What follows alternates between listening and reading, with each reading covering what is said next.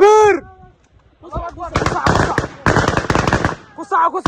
ciidanka kumaandooska xoogga dalka Soomaaliyeed ee Danab ayaa door muhiim ah ka qaatay howlgalladii maleeshiyaadka khawaarijta looga saarayay godadka ay kaga dhuumaalaysanayeen nawaaxiga deegaanka Jabad Gudane ee gobolka Shabeellada Dhexe. Howlgalkan oo si qorsheysan u dhacay ayaa waxaa si gaar ah u fuliyay ururka 161aad guutada 16aad ee kumaandooska Danab, kuwaas oo si xirfadeysan u beegsaday fariisimaha iyo godadka ay khawaarijta ku lahaayeen deegaanadaasi. Intii uu socday howlgalkan ay ciidanka Danab khawaarijta gaarsiiyeen khasaare xooggan, iyagoona burburiyay godadkii ay gabaadka ka dhiganayeen kana cirib tiray deegaanadaasi, taasi oo qayb ka ah dadaalka joogtada ah ee lagu xaqiijinayo amniga iyo xasiloonida deegaanada gobolka Shabeellada Dhexe. Ciidanka xoogga dalka Soomaaliyeed ayaa weli sii wada howlgallada ka dhanka ah khawaarij, iyagoona ay ka go'an tahay inay ka sifeeyaan guud ahaan dalka.